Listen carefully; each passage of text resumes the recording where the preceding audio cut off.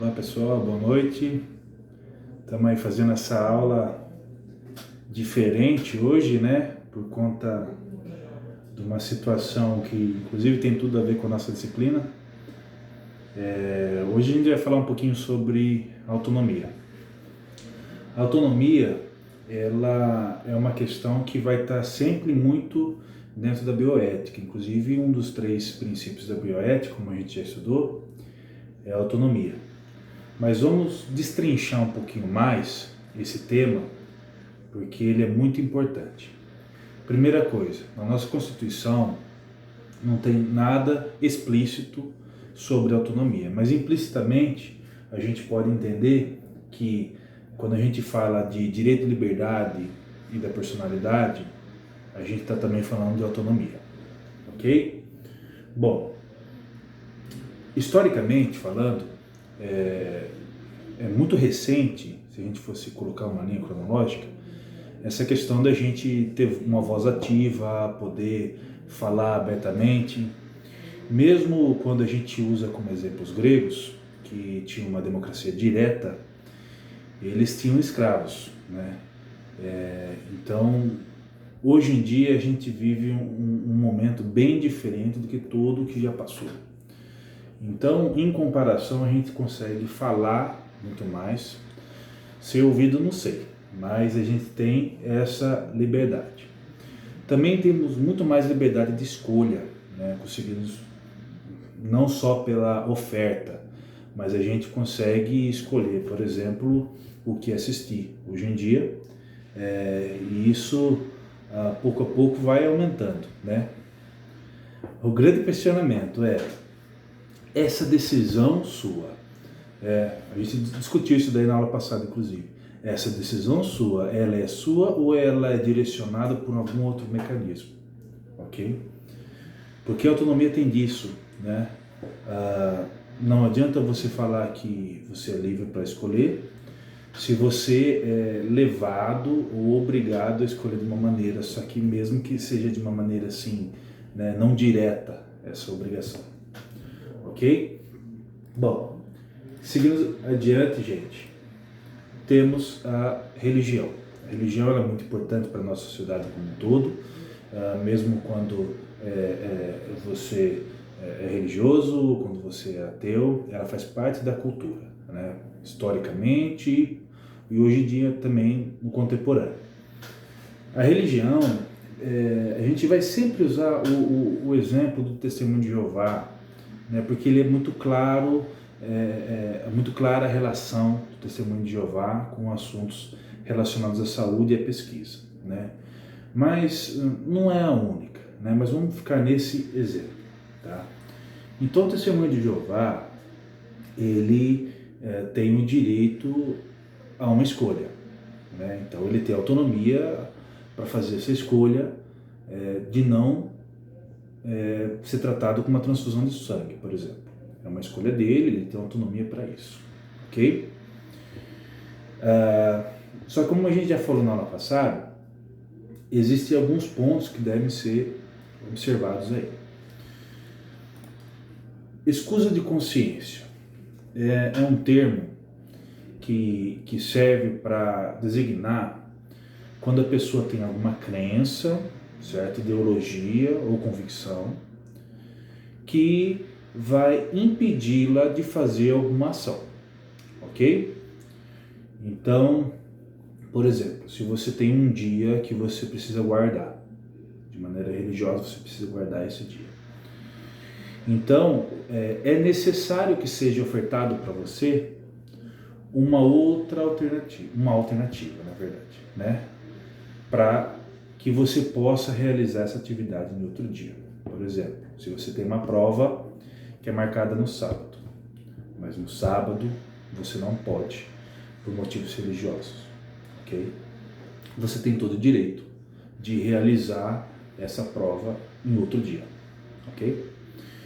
Só que, se nesse outro dia que ficou combinado com você, você não for, você vai ser penalizado da mesma maneira como qualquer outro aluno, ok?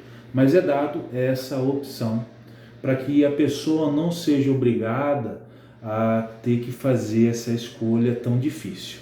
entre seguir aquilo que a crença dela diz e que ela acredita e aquela obrigação do colégio, do trabalho, etc. Né? Muito bem.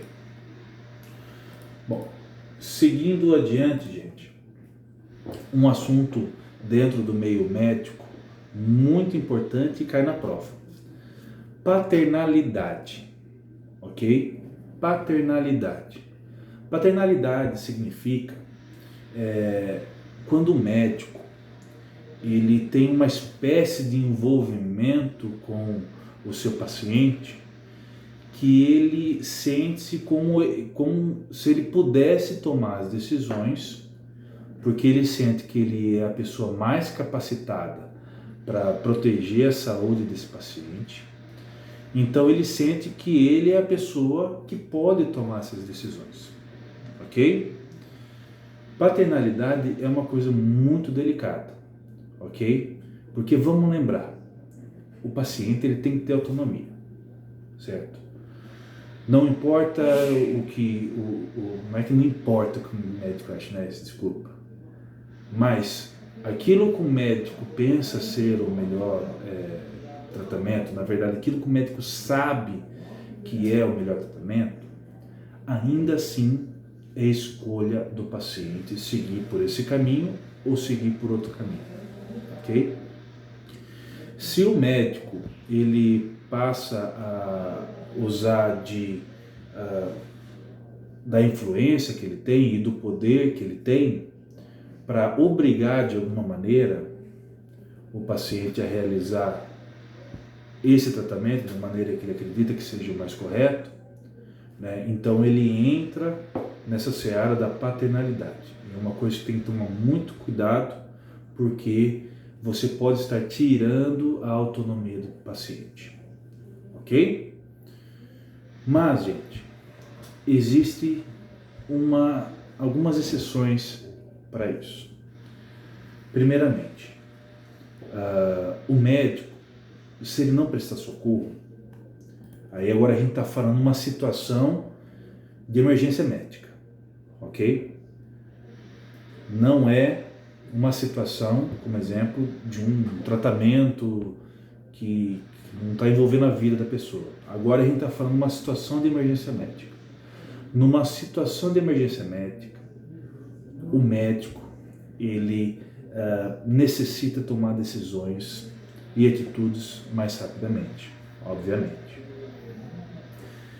E se o médico omitir, ou qualquer pessoa omitir o socorro à pessoa que está sofrendo, ela vai ser enquadrada como omissão de socorro. E o médico pode ser enquadrado como ou negligência, ok? Ou, dependendo daquilo que acontecer, como uma imprudência. Existem várias definições aí das possibilidades de erro médico, e entre elas está a negligência e a imprudência, tá? Isso a gente vai falar em aula em outro momento sobre os tipos de erro médico. Mas enfim, numa situação de emergência, onde o médico tem a opção, tem a necessidade de realizar o procedimento para que a vida do paciente seja salva, ele vai realizar esse procedimento, ok? E se o paciente fazer qualquer questionamento, a vida do paciente ainda vai estar acima, ok? Mas, obrigatoriamente, deve ser observado se há a alternativa, ok? Então, se o paciente não aceita receber sangue, mas ele sofreu um acidente de carro, perdeu muito sangue, está morrendo, não há outra alternativa que não a transfusão de sangue. Então, deverá sofrer, ser tratado através da transfusão de sangue. Caso tenha a alternativa sintética ou qualquer outro tipo de alternativa para esse paciente, é essa alternativa que deverá ser aplicada. Ok? Bom, vamos lá. Ok. Bom, A pessoa ela tem o direito à própria vida, é claro, mas ela tem um certo limite aí, né? Então a pessoa ela não pode se autolesionar, ok? Aí a gente tem um parênteses aí que fala sobre piercing, fala sobre tatuagem, que é uma coisa que já é aceita e já é compreendida, certo? O paciente ele não pode comercializar partes do corpo dele, nem separar partes do corpo para comércio, ok? O paciente sempre será intervido, sempre haverá uma intervenção caso ele esteja próximo da morte, ok? Isso eu estou falando são acontecimentos no mundo ideal, né, gente? Então a ideia é que no hospital, se o paciente está morrendo, o médico vai estar lá. No mundo ideal, ele tem os recursos para salvar esse paciente. No mundo mais ideal ainda, ele tem várias alternativas de tratamento para esse paciente, ok? Então, o médico ele vai executar aquilo que é a necessidade e a vontade também daquele paciente, ok? No mundo real, nem sempre acontece dessa maneira, ok? Então, vamos entender que o médico, caso precise escolher entre a vida do paciente e a crença do paciente, a vida do paciente vai estar sempre em primeiro lugar. Caso não seja algo que vai envolver vida ou morte, certo? Um tratamento mais contínuo, alguma coisa nesse sentido, não é uma emergência médica, então a vontade do paciente deve ser observada, ok? Nesse caso, o médico deve informar plenamente sobre os procedimentos, deve estar atento a se ele não está influenciando ou pressionando de uma maneira muito incisiva o paciente a realizar um procedimento X, porque entraria ali no problema do paternalismo, ok? Gente, nessa nossa aula diferenciada por conta do Covid-19 e da decisão acertada da instituição em não expor a gente a aglomerações, né? Então a gente fez esse breve diálogo, ok? Essa breve reflexão sobre aquilo que está já no portal de vocês. Eu postei todos os slides para vocês, está tudo lá, ok? Se for necessário fazer uma revisãozinha ou outra no slide, eu vou fazendo ao longo do semestre. Mas está tudo lá, vocês conseguem estudar, certo? Lembrando que a gente tem atividade para entregar sobre o Fire in the Blood, ok? A gente não está naquela situação, mas a gente está vivendo uma situação crítica que tem a ver com saúde também. Reflitam sobre o documentário, vejam o que acontece, principalmente na questão da economia, da política e quando isso entra no tema da saúde e da vida humana, ok? Bom, gente, esse videozinho curto fica por aí agora. Se precisar, faço mais um e a gente vai se falando, ok? A líder tem o meu WhatsApp e eu passei o meu e-mail, a gente pode se falar por e-mail também. Se cuidem aí, tomem todas as precauções para não ter nenhum problema e até mais.